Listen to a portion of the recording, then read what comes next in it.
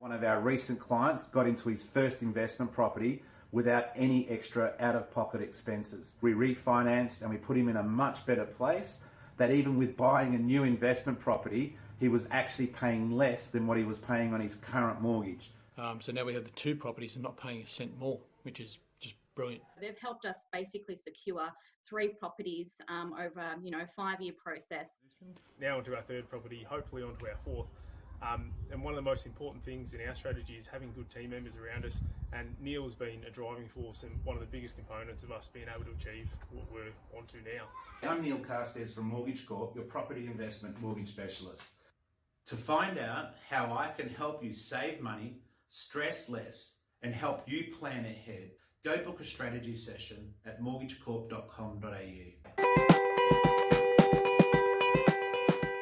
Hey guys, Major League Fishing Pro Randy Howell here, bringing you the Powerstick 53 with 2 USB ports to keep your camera charged all day.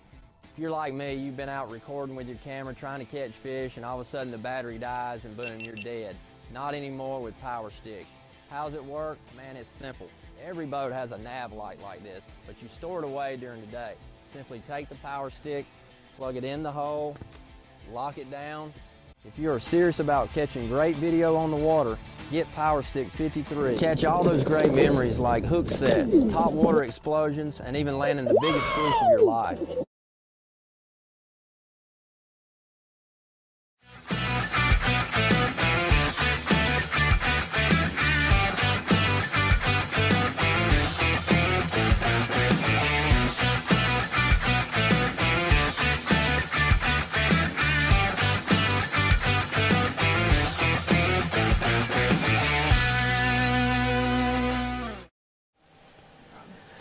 Well, here we are. Who'd have thought we would still be doing these live shows 1 year down the track? Remember, ABT Lockdown Live was born of the COVID lockdowns.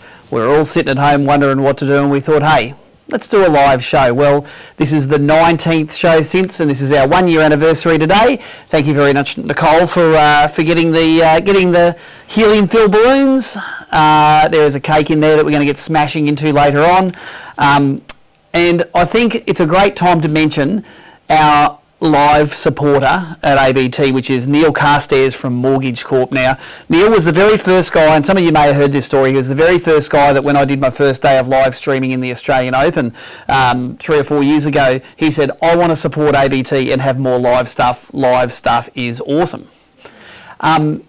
So he said, where do I write the cheque to? So we have been taking a little bit of cash off Neil ever since, and we've been making sure that we are keeping on pushing the envelope of live coverage, whether it's ABT Live, the show we've got here, whether it's live streaming from boats, or whether it's the live coverage that we recently did in the Daiwa BREAM Australian Open on Sydney Harbour. And even though we made we got a few things wrong with that, but we got a whole lot right as well. We talked to Michael Colotouros later in this show about how being the Oz Open champion has finally sunk in for him. We've also got Bill Latimer, who's Bluefin Apprentice. He's running around in a brand new bluefin boat all year this year. He's going to fish the Clarence event, which is coming up. We talked to the man himself, Glenn Casey from Bassman Spinnerbaits. We snuck down during the week and visited him in his incognito shed down on the way to Lismore and caught up with him. Right after we caught up with him, we actually saw Seth Fider on the Bassmaster coverage throwing Bassmans and getting himself a top 10 finish there. So very proud moments for Glenn all round. Seth uses them, Carl using them, and I'm sure they'll be using them this week this tournament coming up in the Clarence. Check that story out to find out what's going on there. We have Mark Crompton's going to join us. He was the last man that won a tournament when we were at Forster last. So Forster is on in a couple of weeks as well. We catch up with Cromo to see his ridiculous collection of BaitJunkie soft plastics, but also to get his predictions about what's going to go well on that weekend. And of course, as I've alluded to, we catch up with Sydney's Michael Colotouros talking about that fish, the one that made his tournament and broke Jamie McEwen's heart. So we're going to do that as well. We have got plenty of prizes tonight. We are going to give away a YOLOTech pole. YOLOTech, these poles, we use them for running the action cams on. It powers your action camera through your navigation light socket, and that 12-volt power gets up to your action cam. So we're giving one of those away tonight. We're going to give away some great Bassman spinnerbaits, including this custom-built one that Glenn Casey knocked up for us when we were shooting the segment. We have a kit full of Xeric barra lures to give away. We have a big bag full of Daiwa BaitJunkie soft plastics, J-braid, J-thread, all in a great big pencil case. Plenty of prizes tonight. It's our anniversary. Nicole says it's not our birthday because we'd have to sing happy birthday then. But it's our anniversary and you guys are getting the prizes. So plenty of prizes tonight. The first one, we're going to give away the Xeric prize pack, and it's not where are you watching from. That's show 1 through 18. Show 19 is where did you go fishing over Easter or over the holidays or over the weekend? Tell us where you went fishing, what part of Australia you went to. Nicole will pick out somewhere that sounds either flash or different or ordinary, or I don't know what goes through her brain, but she'll pick something out and they will win a couple of these big, the big flat shed Xerics. We got a couple of the live mullets, and we got a couple of the must-have fish traps in a Xeric pack there, and I'm pretty sure we can dig up a Xeric hat as well. That's the first of our comps. We have 4 competitions running through the night, so make sure you stay tuned and see the mechanic for each of those ones. Events coming up. We have the Daiwa Clarence Round of the BREAM in a few weeks' time. We have the Daiwa Round of the BREAM at Forster in a few weeks' time. That's 40 boats and 44 boats entered for that, so I've got a few boater spots ready for that one. We have the Clarence, the Bassman Round of the Bass on the Clarence River. We're going to hear all about that later in this show, but we currently have 47 boats and 43 non-boats, so there's 4 non-boater spots there. If you want to come along and give it a try, if you're sitting on the fence, live near the Clarence and want to give it a go, ring up and enter tomorrow, send your entry form in, we will get you in guaranteed. That's as easy as it is. And also this weekend coming up, we've got the Bass Electric down at Lostock. Now remember, the Bass Electric qualification this year, you can get into the Bass Electric convention or the grand final. We're giving away a Bluefin boat with some lithium batteries, motor guide on it, trailer, the whole works. You only have to fish one event. So if you're from down in mid-north coast New South Wales, from Sydney, you want to come up, just fish one event to qualify, that might be the closest one for you. The grand final is at Lenthals later this year in spring. Great time to catch bass at Lenthals. So have a think about that. All the entry forms are on the abt.org.au website. You need to pre-enter those events. You can't just rock up on the day anymore. Part of our COVID-safe plans that we have to run in ABT. But now let's drop to an ad from one of our sponsors, and when we come back we're going to have Bill Latimer for you, Bluefin Apprentice.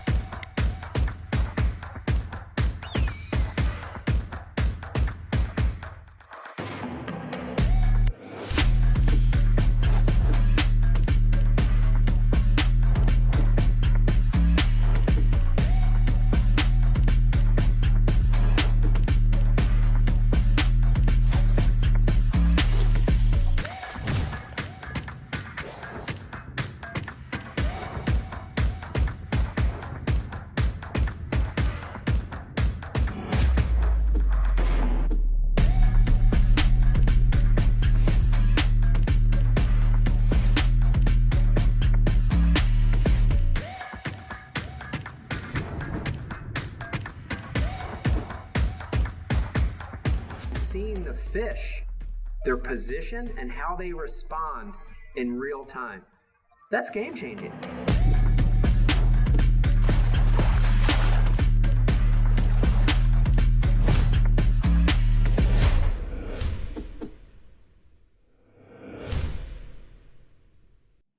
So this is a pretty cool story. This was Bluefin Boats, one of ABT's great sponsors, ran an apprentice program last year, and it was only was late last year, wasn't it? Bill Latimer, that you were chosen as Trump style, the apprentice. Yeah, very much so. Yeah, it was just before Christmas it all got announced. Yeah. Now, So what does that mean? What does it mean you're travelling around and fishing in this year? So I am looking after the J455 for the next 2 years, an alloy craft boat. That's a 4.3 metre ish sort of boat. It's rated at a 50 as well, so it's got something on the back that I can get around in, be up there with the guys, getting out into the water and pretty much just being a part of it all, really. So entry level boat as far as what the Bass guys run, but we all know at the end of the day, it's how you fish at the comps and do all that sort of stuff rather than what you're in. So no, it's a great product. It's been excellent.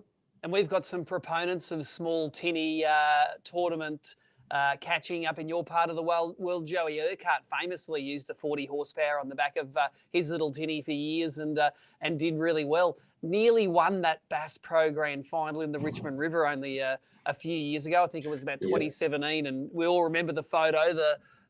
This is what you look like when you lose a $60,000 boat by 10 grand. Oh, yeah, I remember watching that live and just seeing him just be devastated for that moment, but also so ecstatic for the guy that won it. So, but yeah, to see him come out on the home waters and do it in his little tinny like he did, and I think he smashed a 50 centimetre fish on a snag people had been driving past all day too. So the home water knowledge definitely worked for him, and I guess, like what happens on all the boats, the fish, you get them on the boat and they'll spew a little bit of something up. And I mean, there's 10 grams there, so who knows what happened. Yeah, it was a special moment for all involved, and we all look back to it now. That was actually on the Richmond River, which is sort of your home river. Just tell us exactly where we're talking to you from and where you live. So I'm in Lismore, New South Wales, so northern New South Wales, the local river here, the Richmond. We've got plenty of bream and bass fishing going on here, and got a couple of dams around too, Toonambar and Clary, that are also on the electric rounds too. So, yeah. And you're only just down the road from Glenn Casey from Bassman Spinnerbaits, who's on the show tonight. And Bassman's a real go-getter in that part of the world now. We dropped into his factory, had people running all over the place, and orders literally coming out of his ears. Oh, yeah, it's a very busy shed, that is. I went out and saw him the other week as well, because he's come on as a sponsor for the Bluefin fishing team as well. So we're really happy to have Glenn on board, because his products are amazing. They catch fish, and I mean, that's what I got all my fish on pretty much when we were down at Glenbourne too, on one of his mumblers. I don't know if you saw the Bassmaster Elite coverage from the weekend, but Seth Fider was fishing just across from the start line, catching nearly all of his fish on a TW Bassman. I was watching the live coverage going, hey, I saw where that was made just yesterday. Yeah, when you see the racks of them sitting in there and how he does it all, I mean, it really takes handmade to the next level, because every single part of the process, everything's poured by hand, everything's put together by hand. The care and the quality that Glenn has in his products is just second to none. Now, in your part of the world, it rained a fair bit recently. The Clarence got a little bit of a flood, and I know the Richmond it rose a bit. It didn't rise as much as the Clarence did, but I want you to just explain to the people that don't know about how a bass's life cycle works. What does that autumn rain mean for Australian bass? So pretty much what they get to happen at this time of year is the water will start to cool. And the fish are going to change into a transition period where they're going to look to go down to spawn. So in summer, warmer water, they head as far up as they can into the fresh water. And then as the water starts to cool and it drops down, they start to come down towards the brackish water, and they start to school up so they can get the spawn happening. That's right, and at the Clarence, we just happened to be running the tournament from Grafton, which is sort of at the upper end of where we get tidal influence in the Clarence there. So I know the guys that are in the know are pretty keen about the tournament happening next weekend. That the Clarence has got the potential to have harvested all of those fish from up the Nimboida and up the main river and the Orara and all these places where you wouldn't have access to them normally in a tournament. I think the rains have come at the right time to bring those fish down and make them accessible.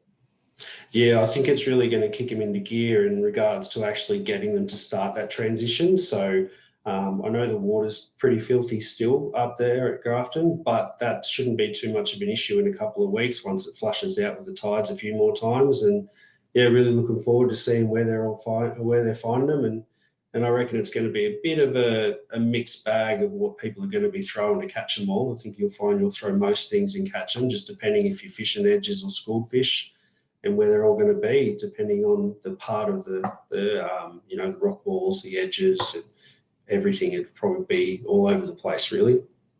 Now, let's have a chat about your tactics for this week coming up. You're in that bluefin, you've got a 50 horsepower on the back. You've probably got an effective range of maybe 20 or 30 Ks from the start line if you want to do.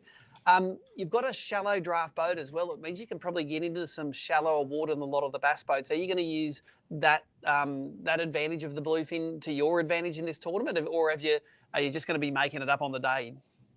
I've got a bit of a plan. I don't really want to say exactly what that plan is. You don't have to right now. Yeah, but as far as it goes, yeah, I will be putting the boat in the places where some people won't be able to get to. That is part of the plan. The other part of the plan is, a lot of the time you see guys and they just run as far up or as far down as they can. So I'm just going to focus on what range I've got. Like you said, I'm going to work out all the points and bits and pieces that I want to go throwing in regards to my strengths for what I know is coming up with, the water clarity. And then I'm just going to be working with the tides as well, because the tides will be a huge component of how it all works on the weekend. Awesome. Now, fishing in that bluefin boat, in the entry level boat, you don't find your disadvantage at all, amount of tackle you can hold. Like, these small bluefins have got places for everything, and you can take everything you need for a bass tournament, can't you? Oh, very much so. There's plenty of room in it. Room's definitely not an issue whatsoever. And the way that the J455 is set up, the front deck is plenty big enough that me and my co-boater can both be up there comfortably casting away for the day. So that's a real advantage too. So we can sit up there and we can work as a team. And we can hit everything just methodically as a pair working together. I noticed the members of the bluefin fishing team work pretty closely together. You're in touch with guys like Corey Goldie, and Brad's a pretty good supporter of what you do. It's good to see someone like Brad, who's supported ABT for so many years. It used to be for the Bass Electrics. We've given bluefins away, over 10 years ago. We gave them away in the Bass Pro Series before, and it's great to have some great turnkey bluefins to give away this year in BREAM and the Bass Electric. Yeah, really looking forward to the grand finals to see who gets those guys, because it's they're really capable boats. And I think a lot of people look at boats when they come into the tournament scene and they think fiberglass only, but there's a whole range of alloy boats out there that are really, really good at what they do. And Corey's a huge advocate for it. He's in the Bass Pro 498. It runs a 115 on the back, and he's still hitting up over 80 Ks an hour, and he's up there with the guys running fast. And it's an alloy boat, but people just didn't expect that the alloy boats would be able to do that. And I think Bluefin's really come in, and Allocraft's come in and shown that it's a really capable product in that sort of range, that you can be up there with the very, very best, and with a really quality product too. Tell us what your fuel bill is for a day. Maybe $20. I know it's not substantial compared to a 200 horsepower plus motor. No, it's definitely not. And that's the thing. Like, I'll do my whole day off 20 litres of fuel at the most, really, depending on how far I'm running. I usually have a bit in there just in case I do a big run, but so far it's been under 20 litres each time, and that's been running to and from spots all day. That's awesome, mate. One final question I've got for you is your pick. I'm going to put you. I know you mightn't pick yourself, but you're probably a good chance there, being a river rat from northern New South Wales. Who in the field do you think is capable of taking this thing out that people mightn't be thinking of? Who's the one that you're going to be keeping your eye on at the Clarence? Well, it seems a lot of the time you'll get the dam guys fish well on the rivers, and the river guys fish well on the dams. So I think we've got to keep an eye out for the guys who are dam fishermen, because they'll come out, and especially if we've got a schooling fish bite, they'll be in the know of how to work those schools from all the time they've spent on the puddles. So when they're out on the flowing river, it's a bit different. But I reckon the dam guys, like all the normal guys, you've got to watch out for. You'll have to watch out for langers and those sort of guys. But I think there will be some dark horses that come into it. I know the local guys from around here, like you've got your Rick Goffs and you've got Duffy and you've Nick got Anderson and guys Berkey like and that. Nick Anderson, Bretto, all those guys as well, that they know the rivers well and they've been fishing them for a long time. So if they can get switched on, I reckon they'll be hard to beat too. Yeah, awesome. I agree with that sentiment. So those guys really know where the fish are, and they've always got their ear to the ground. They know what's going to be happening after this rain, because somewhere between, Copmanhurst and McLean, there's going to be a big bunch of bass, and someone's going to jump on them and really make some hay, I reckon. Very much so, yeah. Someone's going to find them and they're going to tell them. Well, awesome, mate. Thanks very much for joining us on ABT Live. Of course, we're a year old, this show. We've been doing it for a year now, and congratulations on being the Bluefin Apprentice, and look forward to seeing you down there at the Clarence. Thanks very much, Steve. Appreciate your time. Taming the beast isn't easy, but the bigger your electronics, the more you have on the line. In conditions like this, you need the KVD Kong Extreme Electronics Mount. The only electronics mount designed and built to be rock solid. No movement, no matter how heavy your gear. A marine-grade mount for fresh or salt water that's monstrously strong. The KVD Kong Extreme Electronics Mount.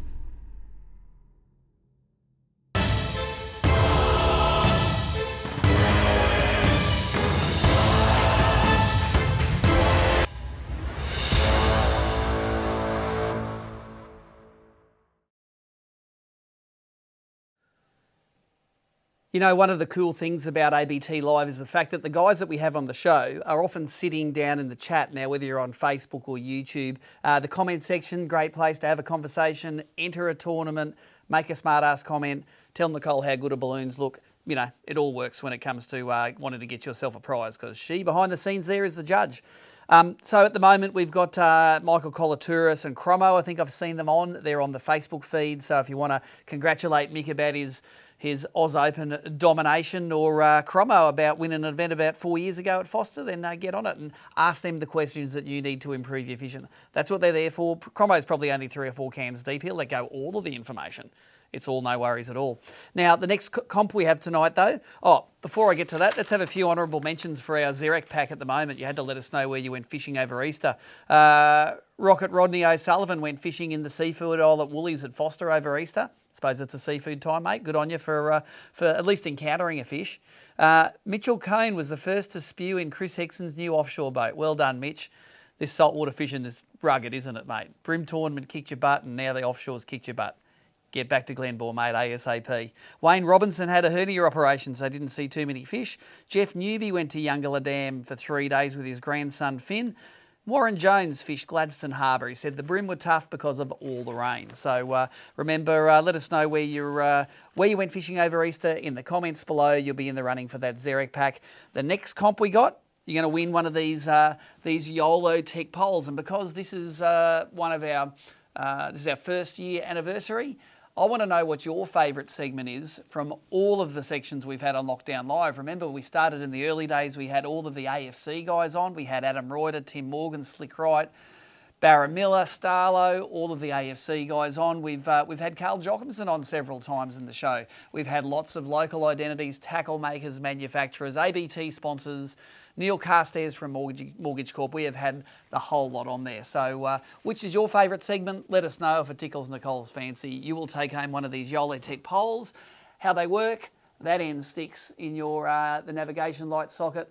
These little collars screw into whatever mount you have. This extends up to 53 inches. And at this end, there is a definite, there's a couple of USB slots. Your action cam goes on there, plugs in, put the big card in, just record all day. Don't even worry about your camera, away you go. And of course, we sell those as well in the tournamentboats.com.au store, $199. So one of those to win tonight.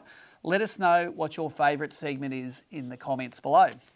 Now, we've talked all about it. Let's talk to the man now, Glenn, the legend Casey from Bassman Spinnerbaits. On after this break.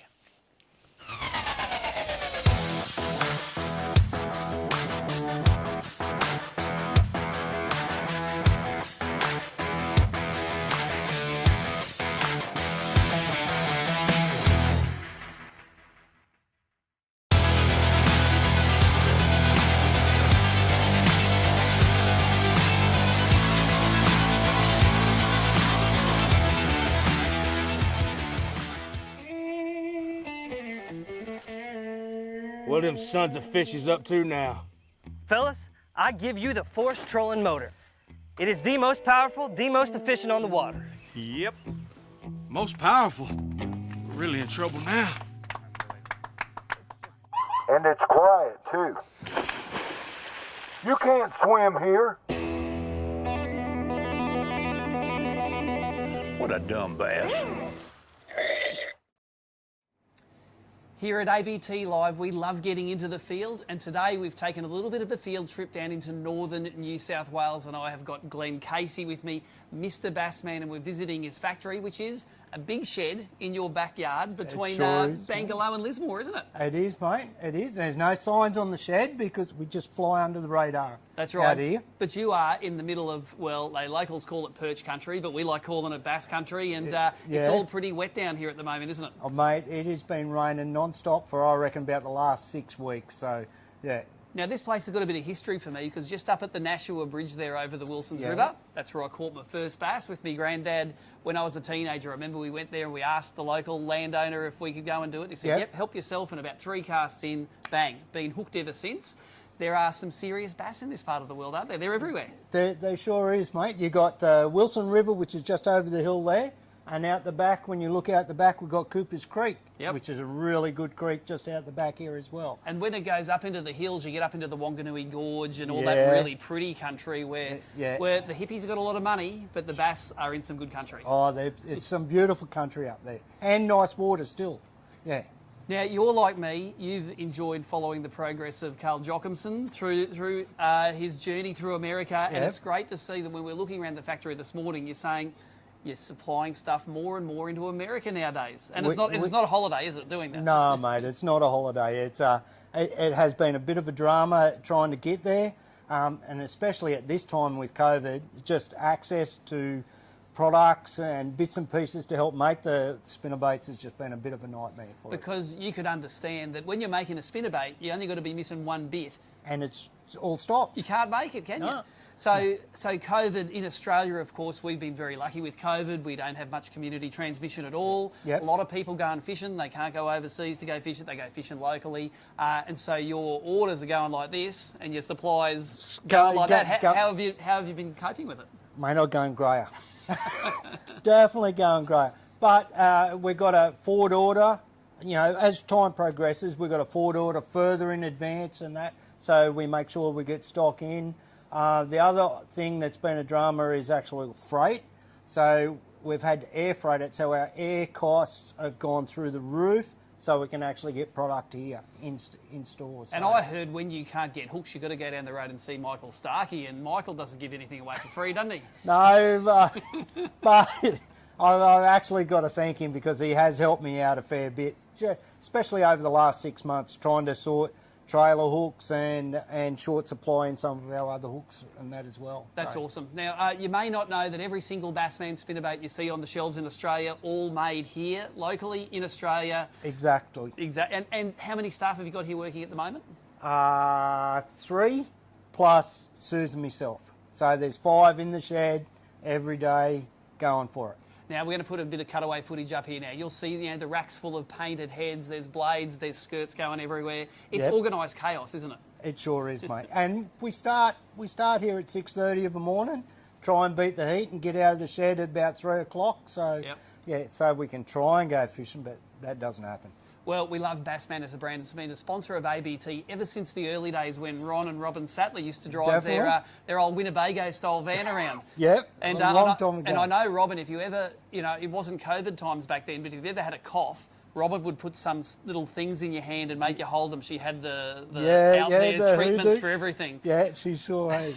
She sure did. And a big shout out. I know that Robin was a big believer in the paranormal. She said every time there was an article when a tournament was won on a Bassman, she'd put the magazine on the table with it open, and in the morning she'd see the pages change and she'd know that Ron had read it. Yeah.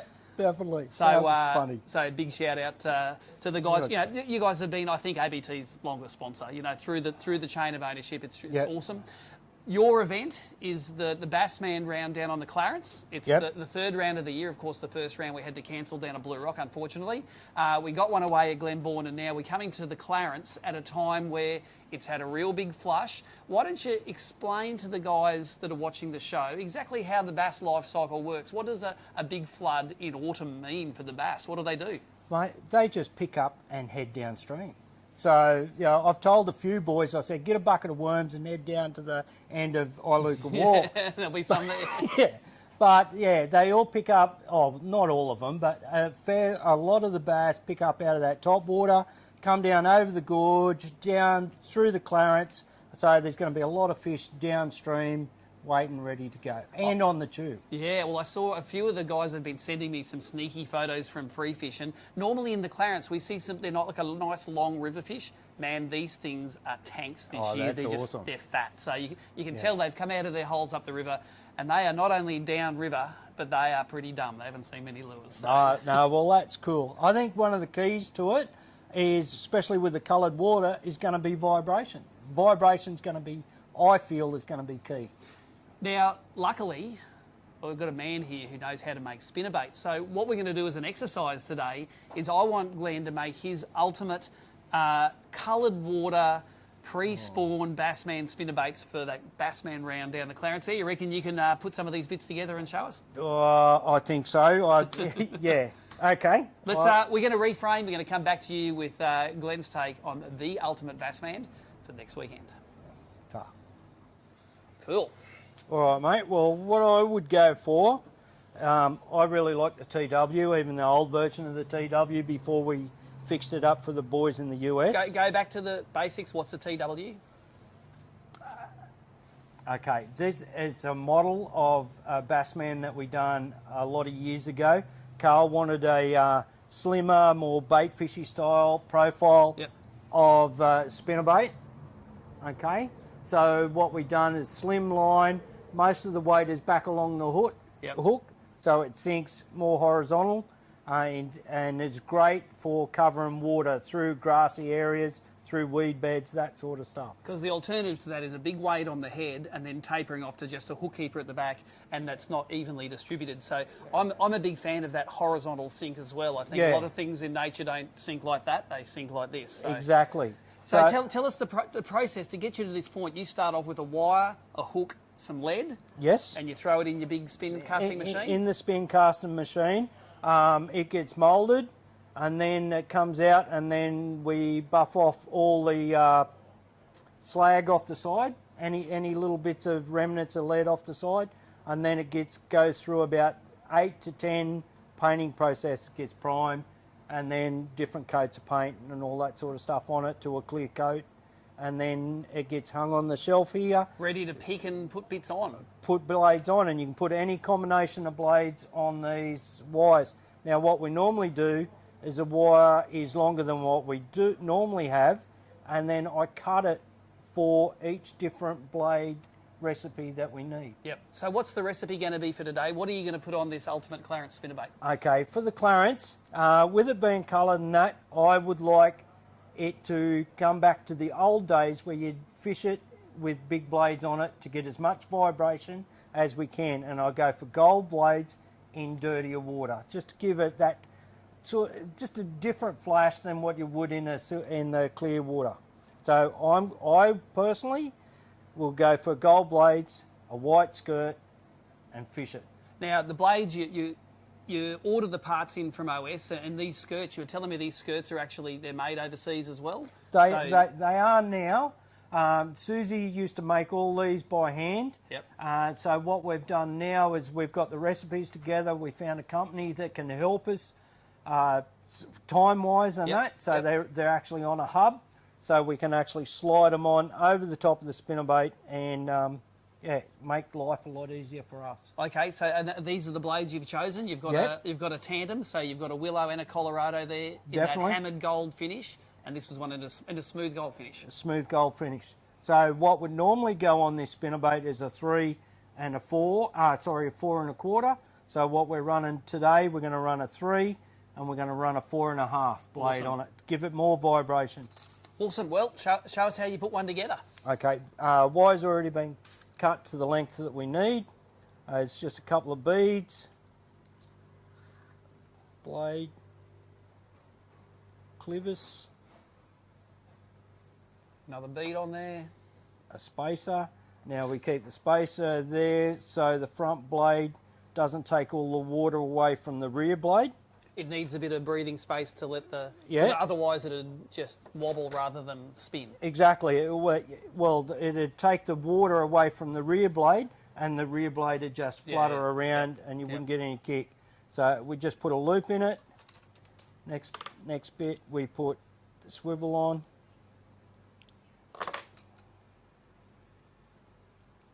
A little trick to doing that. Yeah, you've done that. You've done that a few times before, and I'm going to get a few little close-ups here so that the guys can see what you're going. Now that we've done the secret bit. Yeah, and then we just put it on. We close up the eye like that, and then you double check every one. We double check that the swivel moves. Yep. You want to make sure that even though it's an expensive ball-bearing swivel, you need to make sure it's not the dodgy one. Yeah, and make sure it all works, and then we put the skirt on. So there's two ways with the skirt. There's a long side and a short side. So we always put the long side on first. So actually when it hangs over, it hangs down about the same level. Same level, so you've got a nice bit of bulk there. Yep. Now what we do, excuse me for a second. This is a little bit of secret magic substance. Yes. Through there. It smells fruity. Yes. We actually get that from Nimbin. Do not drink and drive. No, just jokes. Put that on there. It's Straighten not the jokes. skirt. Nimbin's just up the road. Yeah, I know. When we get a northerly, we laugh a lot. Yeah. And there it is. There's your ultimate. So what would that be called if you were going to buy that in the Bassman shop? What would that be called? It'd be TW tandem. A 3/8 ounce TW in a tandem configuration in colour 18. Colour 18. That's the one. I know Carl's fishing that. Well, by the time this goes to air, he would have fished that Sabine River event. Lot of dirty water and sort of spinnerbaity country in there. Is this a skirt colour that Carl likes using in the US as well?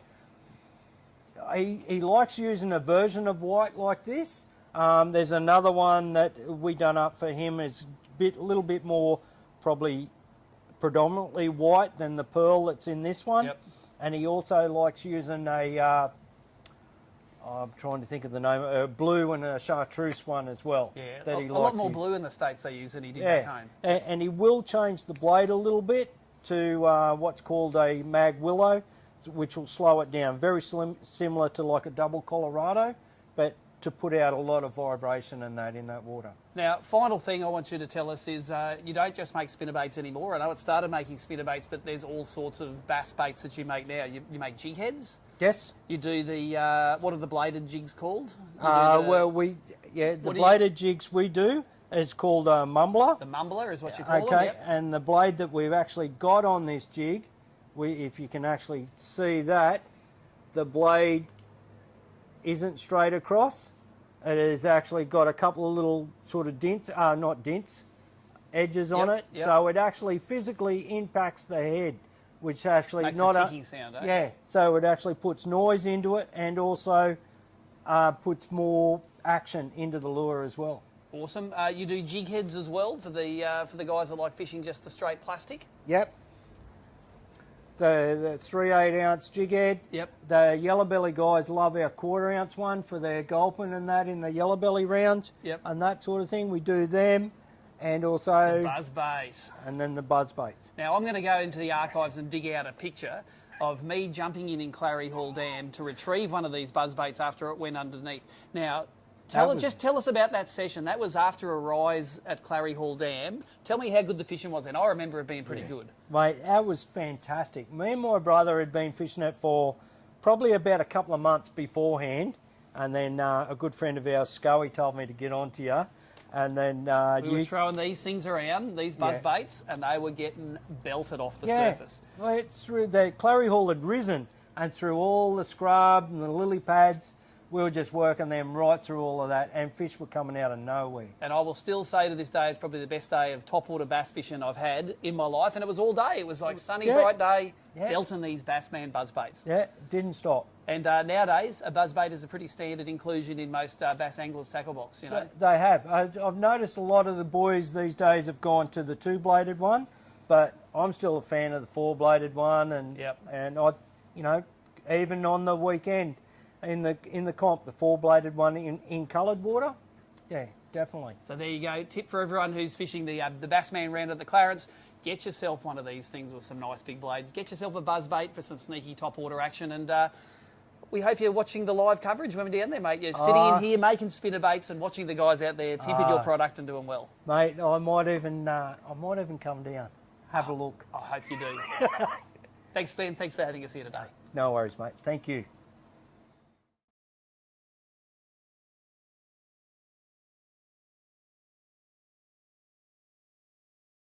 You'll have the chance for showers or thunderstorms, and also little disturbances rumbling along this thing will bring us a chance for rain.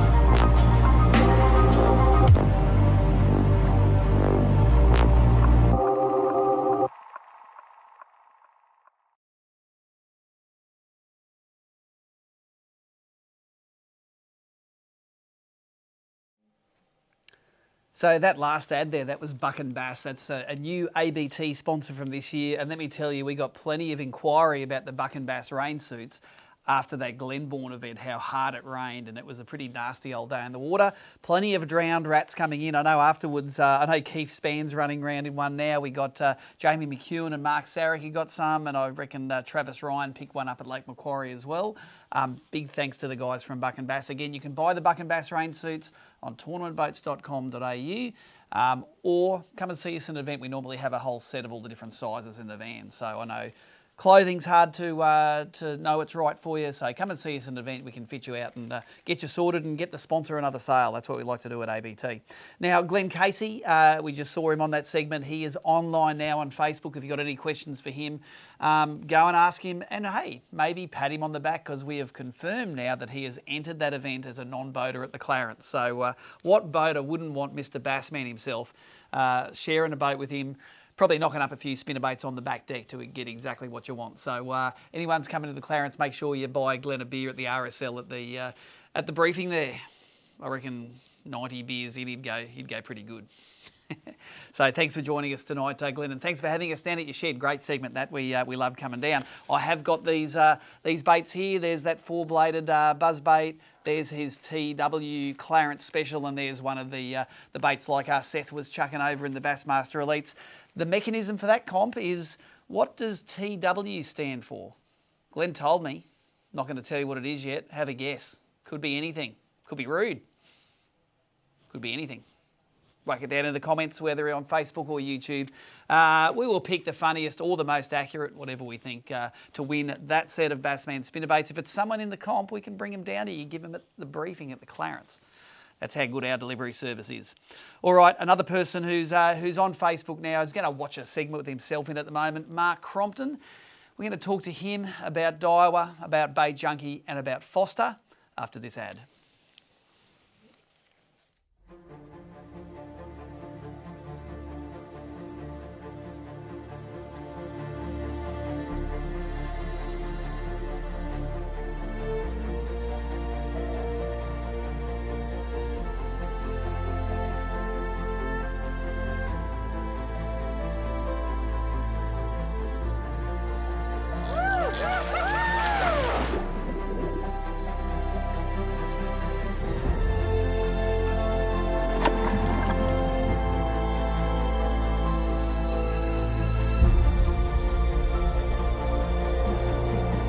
God, they're strong.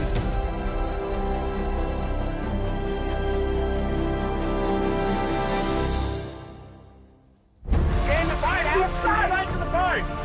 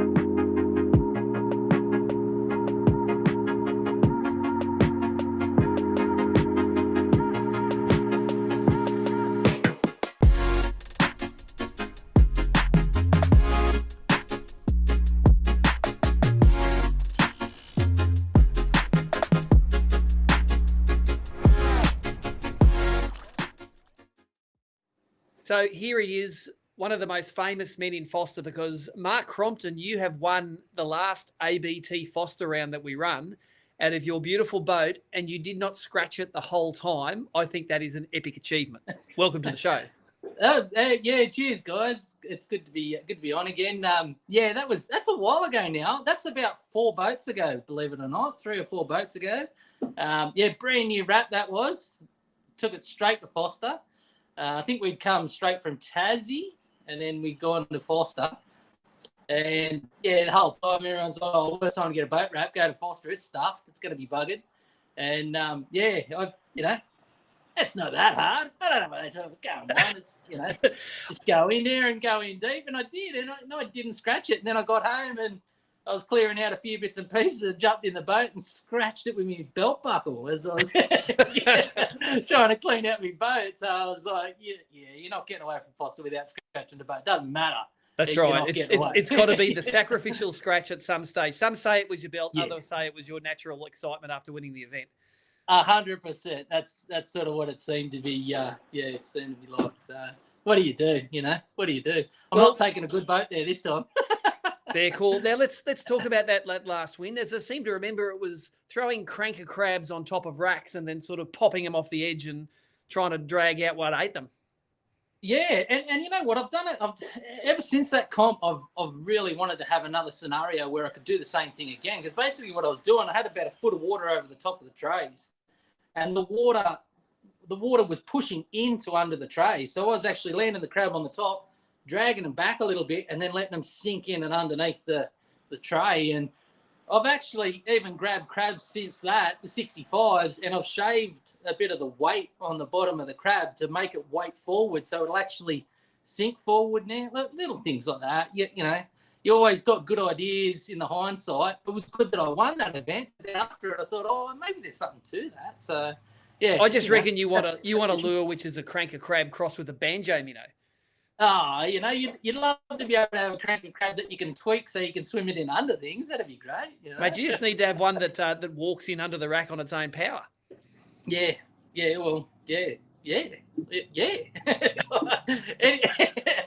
Whatever it's got to do to get into where the fish are eating them. So But that was a really fun event. And it's the same with any event. Like, I never expected to win that. I never expected to go to Forster, and I just wanted to go there and learn rack fishing, And it's funny that event, even though I did do good on the racks, half my bag both days still come on the flats. So I still had kicker fish that had come on the flat. So, I still don't think I would have the ability just to go and fish racks against the gun rack fishermen if all it was the entire weekend was racks. Nobody would. It's the same as, going to any other system where those flats intimately, and people come in from other tournaments, from other areas, and are fishing against you on your flat that every square inch of that flat. So, it was a good win, but I got lucky with a couple of key fish, admittedly, and everybody does when you win a tournament like that. That's what happens. It's, look at Colotouros. Hey, talk about the talk about the killer fish, but you know. Well, that's winning. he is definitely on. He's on the show tonight, and we do reminisce about that thing, and he will be reminiscing about that and dining out on that for the next couple of decades, which is the standard amount that I'd be dining out on it. So he should. Love it, mate. What is it with plumbers and winning bream tournaments, mate? It's something about it. We're just good. You got a rare insight into their diet. You take it. We have our hands in poo half the time. If we can turn around and say, "Well, we're good at something," you know, it's going to be fishing, isn't it? It's not going to be playing with poo. Now let's talk about this round. It's the Daiwa round. You're pretty heavily involved with Daiwa. I see you got the Daiwa Young Kids Fishing Club or whatever that hat is on there. I do. Just literally arrived in the mail today. This one. So yeah, thanks to the guys there. It's a new, well, it's not a new thing. In Japan, it's been going for quite a long time. Even a lot of the management that work for Daiwa in Japan have actually come through this, from what I hear. So, you know, it's definitely something, even before we had Alvy, that I would definitely have been involved in. And I can't wait to see what the guys come up with over here. I'm going to have a really good time. I've even got a new boat on the way that's going to be more... you know, suit to young anglers and my son, and you know, we're gonna have a good time with that. So that's awesome, mate. Take us through the Daiwa. Obviously, one of their big releases in the last 12 months has been BaitJunkie, and through the highlights of the 2021 Daiwa BREAM series so far, you're good enough to run a camera for us. And most times I'm seeing you catch fish on Daiwa BaitJunkie. So of all the people I've seen in the highlights, you use it more than anyone else. So I want you to look in that rack behind you, and we've got a competition coming up with that rack soon, and pick out your favourite BaitJunkie grub and your favourite BaitJunkie minnow. I want a bit more in-depth stuff about how and when you use them.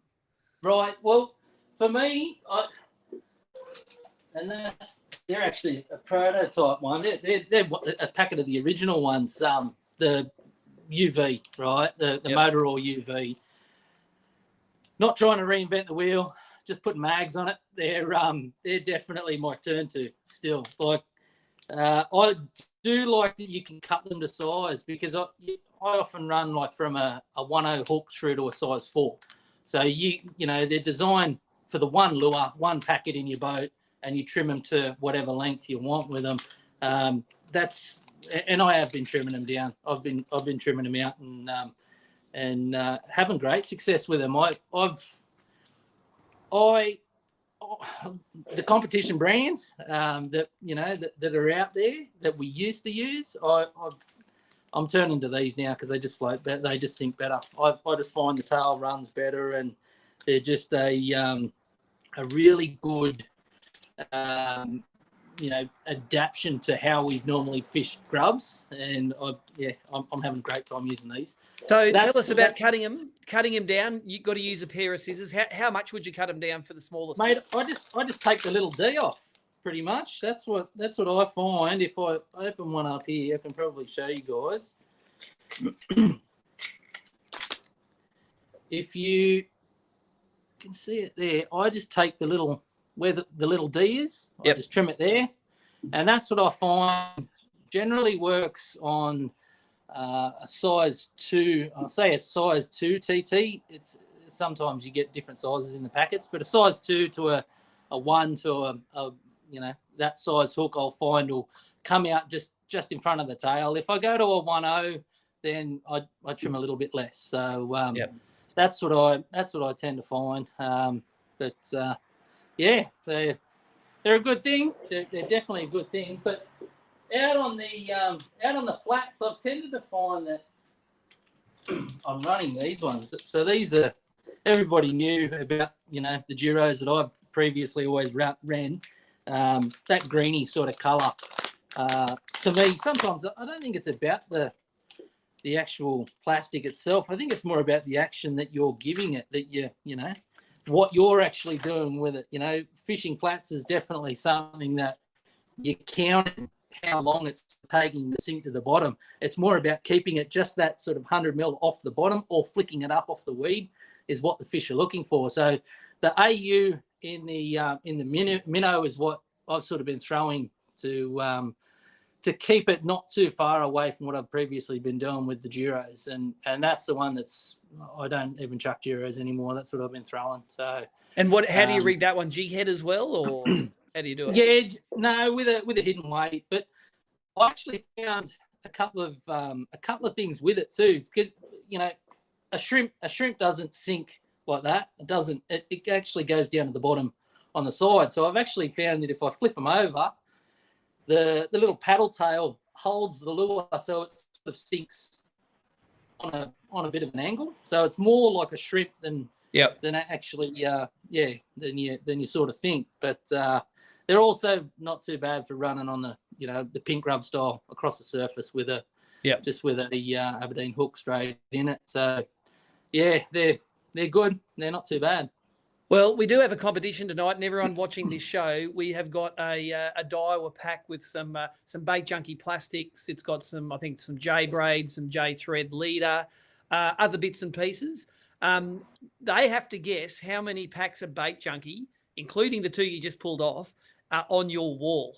Now, step back and show them how many are there. Let them just sort of count how many rows for them. Just give them a bit of a hint. We've got 1, 2, 3, 4, 5 down, and we're that one away. Oh yeah, 1, 2, 3, 4, 5, 6, 7 rows across. That's it. So sort of do it. Go. Don't tell them how deep it is. People can guess that. They can do their maths, take on a bit, add off a bit. No, well, if I tell them how deep, if I tell them how many are in the depth, then they're just going to do the math and know. But we actually, I counted them just before, and there's more on there than I thought. So, I think you'd be pleasantly surprised. But that's what you got to have on your wall these days to be able to pick through and to find out what's going to be working on the day, isn't it? That's it, mate. And good to see you've got the sponsors product repping it on the wall there, and it is pretty good wall. I don't know if is that the Bunnings pegboard that you get from Bunnings? I got some of that on my wall too. It's pretty good. I think it might be. I've got a few bits and pieces there. There's a couple of hats up the back there, previous winning hats from events. I think I've got the Forster one. That was the one I was wearing at Forster. Lucky hat. So, yeah, that's the one. I'll keep them all there. So, And that's a solid collection of winners' checks you got up there too, mate. That is a very enviable man cave garage there. I've got a nice big space over the side over here. If you have a look, waiting for a new one. Nice. So, yeah, there's always room for more, isn't there? There's always room for more. That's awesome, mate. And look, one more question I got for you. Look, the Forster entries are going really well. It got a really good flush out a few weeks ago with those floods that we had. I reckon it's going to be coming right at exactly the right time for this event. What will be the Daiwa outfit that you spool up and you're going to catch the most fish on down there? What's your favourite Daiwa outfit at the moment? I'm pretty well in love with the 7'3" in the in feet. Yeah, just the standard one. Like it's good. That's my aqua rod actually. I use that for such good bang for buck. Yeah, I like that, but also I like the 702 as well. So I've been using the 702 for my crabs. I don't know whether it's going to have the backbone for the racks, and I don't have one of the EX in the rack rod that Chris and Time of Design. So I might be leaning on one or two of my older ones there. I haven't got the money to chuck on a brand new one now, but that's probably I'll be fishing more flats, I think, though, this time. I don't know that I'll be hanging so much in the racks. I think we're probably just pushing to that spawn period. I know we had a comp not too long ago on Botany, and the fish are in there milking. So if they're spawning, I'll go and fish a few of my spots up there that I've found previously have worked in the spawn, and then try and jag a donkey in the racks, But yeah, that 7'3", it's a good rod for chucking some shallow cranks and that sort of thing. So yeah, that'd be my pick. Awesome, mate. Well, we're going to let you go and get on with the afternoon, spend some time with the family. Thanks for joining us on ABT Live. Notice we're not calling it Lockdown Live anymore. No one's locked down at the moment. That's how it's going to stay. No more lockdown, eh? No more lockdown. You beauty. And we'll catch you at Forster. Anyone wants to check out any of that Daiwa gear, they can come and tap you on the shoulder at Forster. No, most definitely, yeah. I won't have the normal selection that I have. I've actually got a bit of a smaller boat, especially for the racks this time. But yeah, come and see me. I'll be staying at the van park right next door, and I'll have a selection there everyone can check out. Awesome, mate. We'll catch you at Forster. Cheers, guys. Have a good one.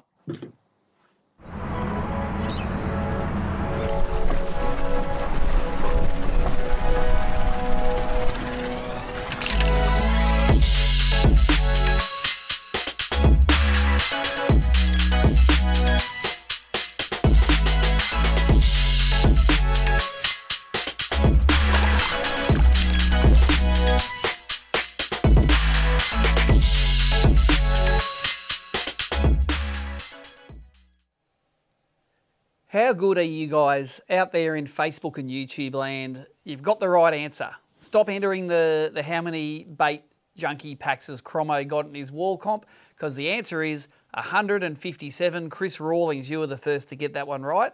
So you've got this awesome, sorry, not allowed to say awesome. That's the Lockdown Live drinking game.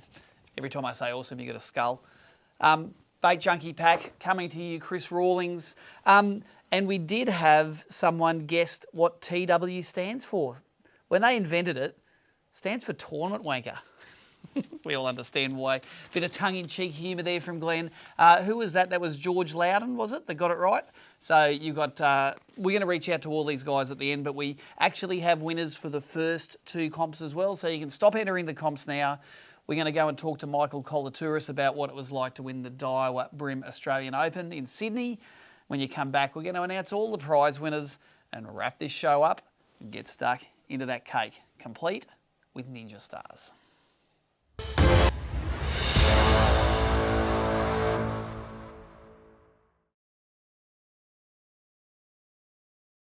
So we have a saying at ABT, it takes a while for the factor to kick in after an event, and we've got Mick Colotouros here, winner of the Daiwa Australian Open. Mick, have you had the moment yet? Yeah, it's definitely sunk in. So yeah, I'm still pinching myself, but yeah, it's definitely sunk in, and I'm very excited and yeah, a bit overwhelmed too. So it's awesome. So I think if anyone's watching ABT Live tonight and doesn't know what happened, Mick, of course, won the Daiwa Australian Open, but he didn't sort of just win it by winning an event. He did it by catching a 1.6 kilo PB bream live on our live coverage just before the end of the session to win it in like a massive slam dunk. And mate, how good is it to have that memento of your win? And it's playing in the background here in the cutaways. How good is it to have that memento of such an epic fish? Oh, to be honest, like I said to everyone, ever since I started bream fishing, for me to, like, my biggest bream was only, I think, 40.5 fork. And I was saying to everyone, what was the possibility of the last day of the last hour and a half of day 3 of the Oz Open to not only get a big kilo fish and beat a kilo lead, but to get a PB? It's crazy. Like, all the stars lined up, and yeah, it was meant to be. I think it's when it's your time, it's your time. So yeah, all the stars lined up, and I took it out. So it was good. You betcha, mate. And I know that sometimes at ABT events we have difficulty getting cameras on people's boats. They're all a bit nervous and a bit shy, and they think, oh, it's the jinx of a camera and all that sort of stuff. Yeah. How good is, like, you know, if you caught that fish and it would have been a good memory for you, which would have got hate years went on. But how good is it to actually have something when you can show the grandkids in 40 years' time, you can just say, check that out. That's your granddad winning the Australian Open back in the early 2000s.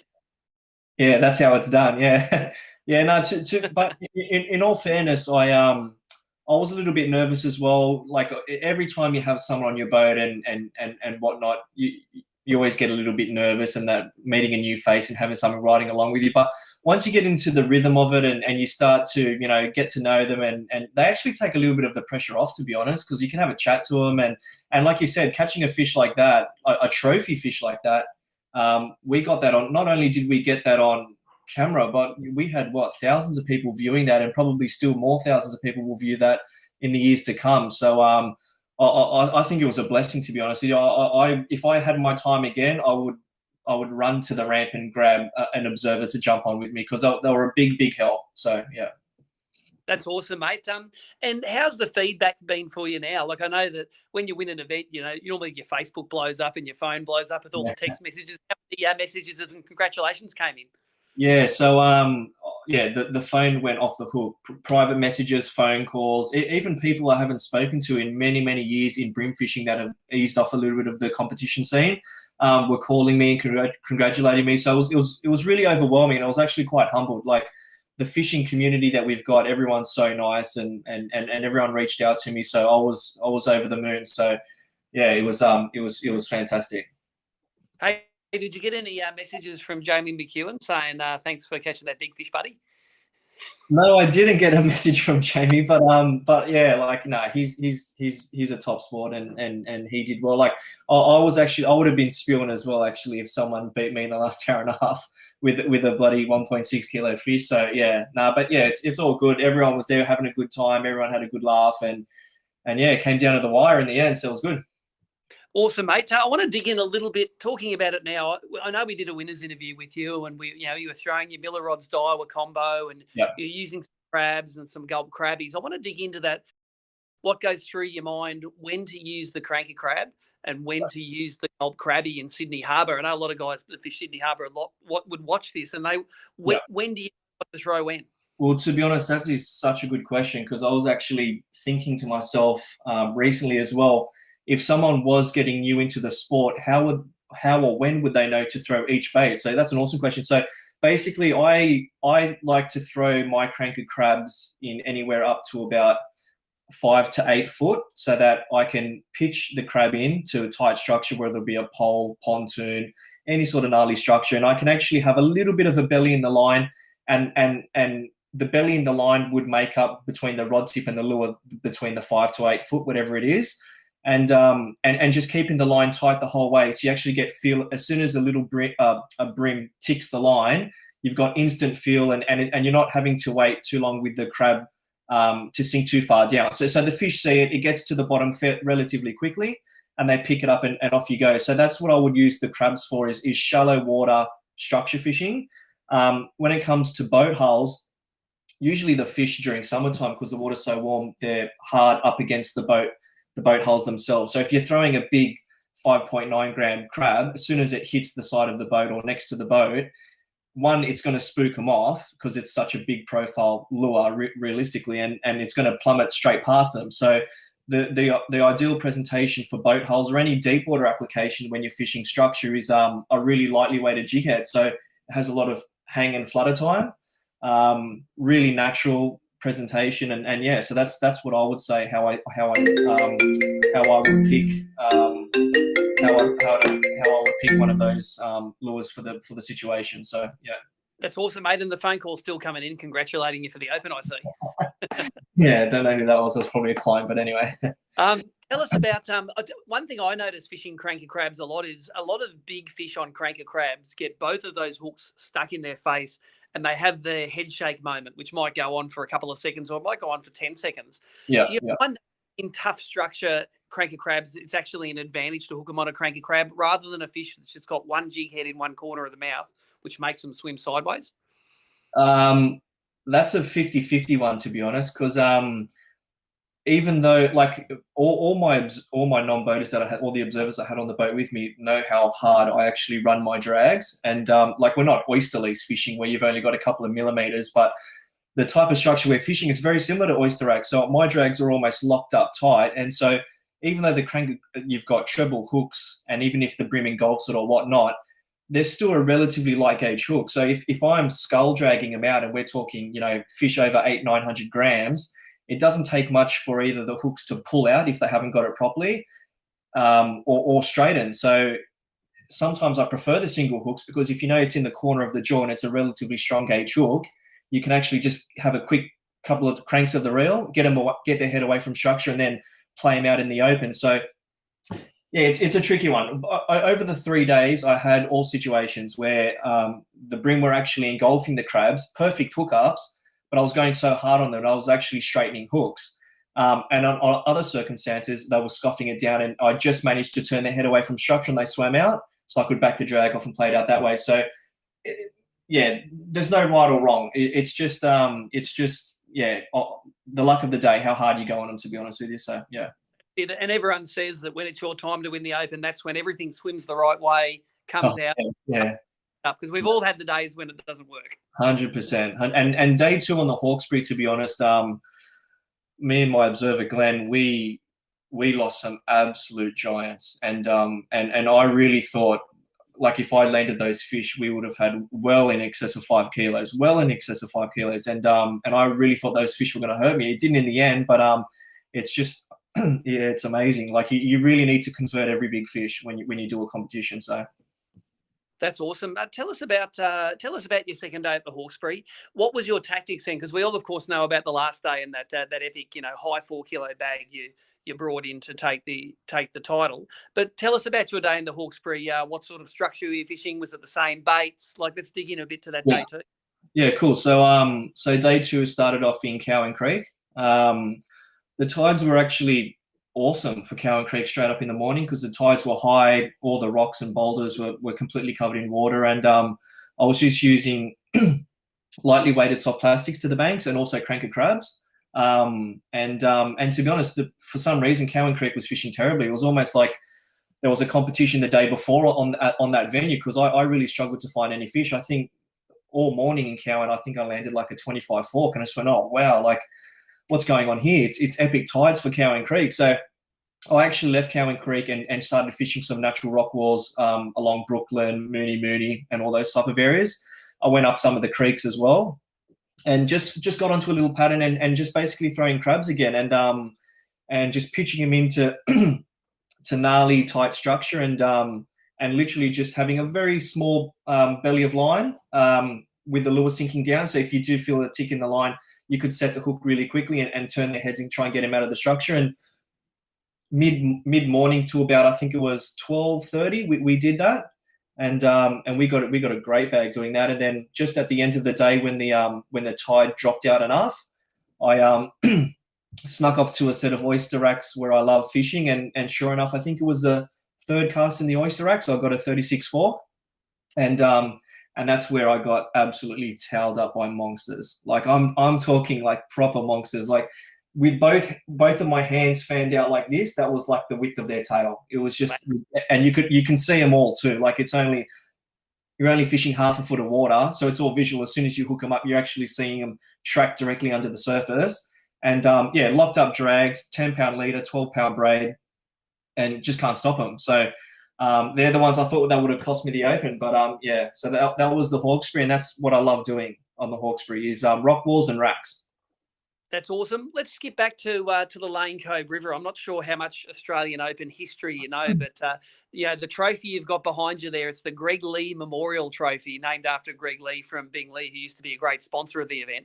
And his claim to fame in the Open was winning it from 10th place by catching a 5.5 kilo bag of fish with Paddy De Battista. It was around 2005, and they went from 10th to 1st on the second day. Now, you know where his favourite fishing spot was, don't you? Yeah, I think Greg was looking down that day saying, come on, Mick, you need to win. We need to keep the trophy in New South Wales.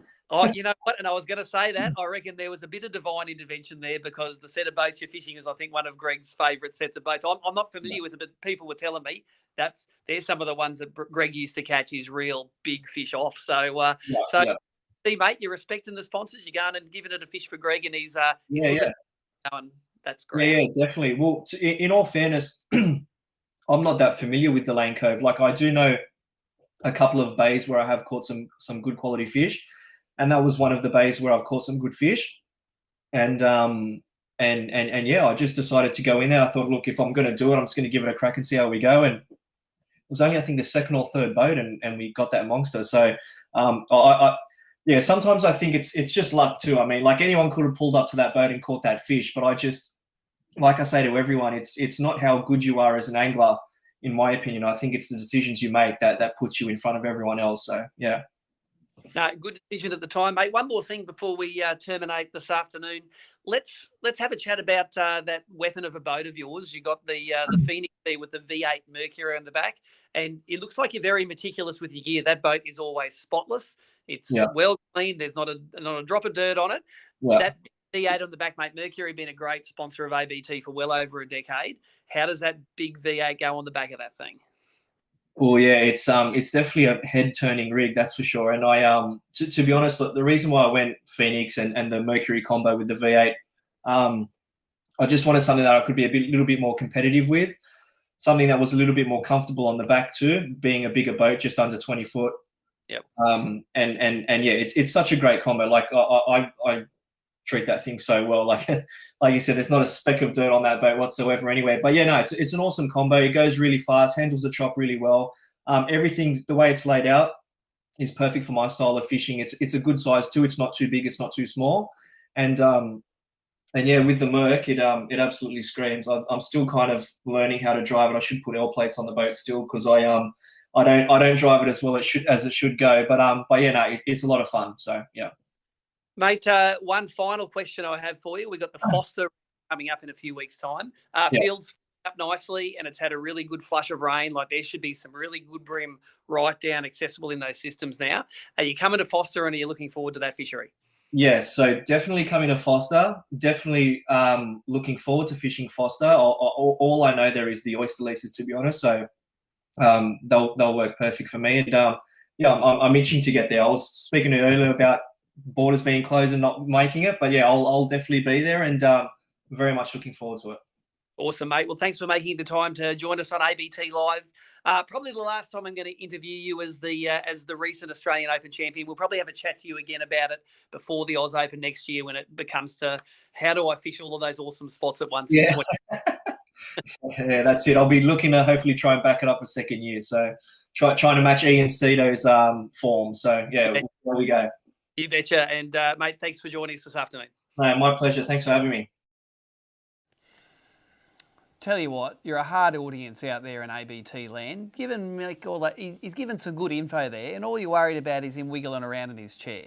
Come on, Mick, good sport, mate. Great info and a good insight into what it's like to have the great man looking down on you and saying you can take that 1.6 kilo bream home. I'm on your side, mate. Don't worry about those other guys in the comments. Although some of you guys in the comments did pretty well tonight. Got the final comp winners here.